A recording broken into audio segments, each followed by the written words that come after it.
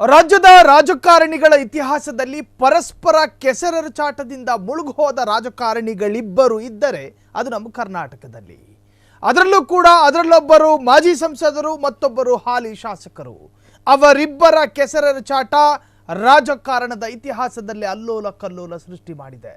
Pratap versus Eshwar ಜಟಾಪಟಿ ತೀವ್ರ ಸ್ವರೂಪವನ್ನೇ ಪಡೆದುಕೊಂಡಿದೆ. ಪರಸ್ಪರ ಇಬ್ಬರು ಕೆಸರೆರಚಾಟದಲ್ಲಿ ಮುಳುಗೋಗಿದ್ದಾರೆ. ಹಾಗಾದ್ರೆ ಪ್ರತಾಪಿನ ಕೌಂಟರ್ಗೆ ಈಶ್ವರ್ ಕೊಟ್ಟ ರೀಕೌಂಟರ್ ಏನು? Counter encounter. Pratap versus Eshwar ಜಟಾಪಟಿ ತೀವ್ರ ಸ್ವರೂಪ. ಇಬ್ಬರ ನಡುವೆ ಪರಸ್ಪರ ಕೆಸರೆರಚಾಟ.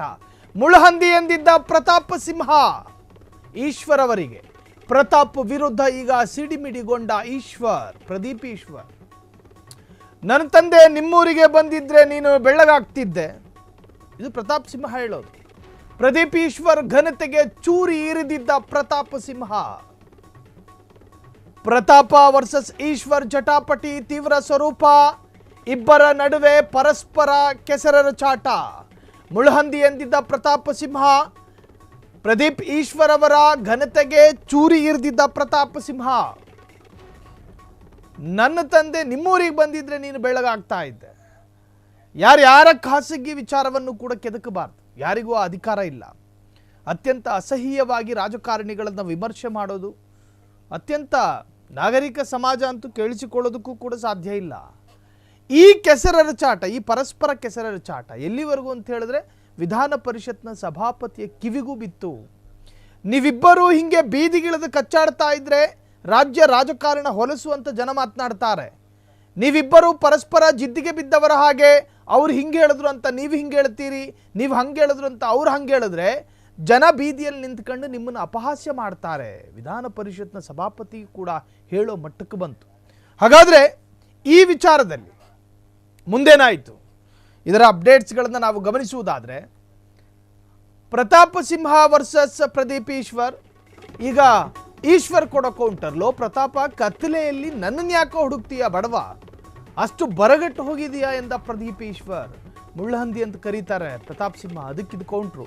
ನೀನು ನಿನ್ನ ಅಪ್ಪನನ್ನ ಕಳುಹಿಸಿದಂಗೆ ನಾನು ಕಳಿಸಲ್ಲ. ನೀವು ಆ ಸಾಹಸ ಕೈ ಹಾಕಬಹುದು, ನಾನು ಹಾಕೋದಕ್ಕಾಗಲ್ಲ. ನಿನ್ನ ಹಾಗೆ ಅಸಂಸ್ಕಾರಿ ನಾನಲ್ಲ, ನಾನೊಬ್ಬ ಸಂಸ್ಕಾರಿ ಜೊತೆಗೆ ಸಂಸಾರಿ ಎಂದು ಪ್ರತಾಪ್ ಸಿಂಹ ಹಾಗೆ ಕೌಂಟರ್ ಕೊಟ್ಟ ಪ್ರದೀಪ್ ಈಶ್ವರ್. ನೋಡೋದಕ್ಕೆ ಬಣ್ಣದಲ್ಲಿ ಚೇಂಜಸ್ ಇರಬಹುದು. ಪ್ರದೀಪ್ ಈಶ್ವರ್, ನನ್ನ ತಂದೆ ಏನಾದರೂ ನಿಮ್ಮ ಏರಿಯಾಗೆ ಬಂದಿದ್ರೆ ನೀವು ಬೆಳ್ಳಗಾಗ್ತಾ ಇದ್ರಿ ಅಂತ ಹೇಳಿ ಪ್ರತಾಪ್ ಸಿಂಹ ಹೇಳ್ತಾರೆ. ಅದಕ್ಕೆ ಈಶ್ವರ್ ಕೌಂಟರ್ ಕೊಡೋದು, ನೀನು ಕತ್ಲೆಯಲ್ಲಿ ನನ್ನನ್ನು ಯಾಕೆ ಹುಡುಕ್ತೀಯಾ? ಕತ್ಲೆಯಲ್ಲೂ ಹುಡುಕೋದಕ್ಕಾಗಲ್ಲ, ಅಷ್ಟು ಕಪ್ಪಗಾಗಿದ್ದೀರಿ ಅನ್ನೋ ಅರ್ಥದಲ್ಲಿ ಪ್ರತಾಪ್ ಸಿಂಹ ಮಾತನಾಡಿದರು. ಕತ್ತಲೆಯಲ್ಲಿ ನನ್ನನ್ನು ಹುಡುಕುವಷ್ಟು ಬರಗಟ್ಟು ಹೋಗಿದ್ದೀರೇನು? ನೀವು ನಿಮ್ಮ ತಂದೆಯನ್ನು ಕಳುಹಿಸಿಕೊಟ್ಟ ಹಾಗೆ ನಾನು ಕಳಿಸೋದಕ್ಕಾಗಲ್ಲ. ಕಾರಣ ನಿಮ್ಮ ಹಾಗೆ ನಾನು ಅಸಂಸ್ಕಾರಿ ಅಲ್ಲ, ನಾನೊಬ್ಬ ಸಂಸ್ಕಾರಿ ಜೊತೆಗೆ ಸಂಸಾರಿ, ಹೆಂಡತಿ ಮಕ್ಕಳಿದ್ದಾರೆ. ನಿಮ್ಮ ಹಾಗೆ ಸಾಹಸ ಮಾಡೋದಕ್ಕೆ ನನ್ನಿಂದ ಸಾಧ್ಯ ಇಲ್ಲ. ಸೊ ಪ್ರತಾಪ ಈಶ್ವರ್ ನಡುವಿನ ಒಂದು ತರಹದ ಅಸಹ್ಯವಾದಂಥ ಗಲಾಟೆ. ರಾಜಕಾರಣವನ್ನು, ಅಭಿವೃದ್ಧಿಯನ್ನು ಮುಂದಿಟ್ಕೊಂಡು ಮಾಡಬೇಕು. ನನ್ನ ಏರಿಯಾದ ಗುಂಡಿಗಳನ್ನು ಮುಚ್ಚಿದ್ದೀನಿ, ನೀನು ನಿನ್ನ ಏರಿಯಾದಲ್ಲಿ ಎಷ್ಟು ಗುಂಡಿ ಮುಚ್ಚಿದೀಯಾ, ಈ ತರಹದಿರಬೇಕು ಜಿದ್ದಾಜಿದ್ದಿ ರಾಜಕಾರಣಿಗಳ ನಡುವೆ. ನಿಮ್ಮ ವೈಯಕ್ತಿಕ ತೆವಲುಗಳನ್ನು ತೀರಿಸೋದಕ್ಕಲ್ಲ ರಾಜಕಾರಣ. ನಿಮ್ಮ ಏರಿಯಾದಲ್ಲಿ ಬಡವರಿಗೆ ನೀರು ಕೊಟ್ಟಿದ್ದೀರಾ, ನಾನು ಕೊಟ್ಟಿದ್ದೀನಿ ಅನ್ನೋ ಜಿದ್ದಿಗೆ ಬರಬೇಕು ನೀವುಗಳು.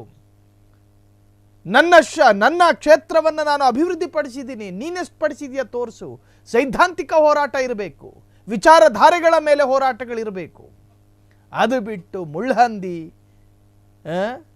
ನಿಮ್ಮ ಏರಿಯಾಗ ನಮ್ಮ ತಂದೆ ಬರ್ತಾ ಇದ್ರು, ಏನಿದು? ಅತ್ಯಂತ ಅಸಹ್ಯ. ಜನ ರೋಡಲ್ಲಿ ನಿಂತ್ಕೊಂಡು ಅಪಹಾಸ್ಯ ಮಾಡೋ ಮಟ್ಟಕ್ಕೆ ಇಬ್ಬರು ರಾಜಕಾರಣಿಗಳು ಬಂದು ತಲುಪಿದ್ದಾರೆ. ಅದು ಕೂಡ ಕರ್ನಾಟಕದ ರಾಜಕಾರಣಿಗಳು. ಕ್ಷಣ ಕ್ಷಣದ ಸುದ್ದಿಗಳಿಗಾಗಿ ಫ್ರೀಡಂ ಟಿವಿ ಸಬ್ಸ್ಕ್ರೈಬ್ ಮಾಡಿ, ಲೈಕ್ ಮಾಡಿ ಹಾಗೂ ಫಾಲೋ ಮಾಡಿ. ಹೊಸ ಸುದ್ದಿಗಳ ನೋಟಿಫಿಕೇಶನ್ಗಾಗಿ ಬೆಲ್ ಐಕಾನ್ ಮೇಲೆ ಕ್ಲಿಕ್ ಮಾಡಿ.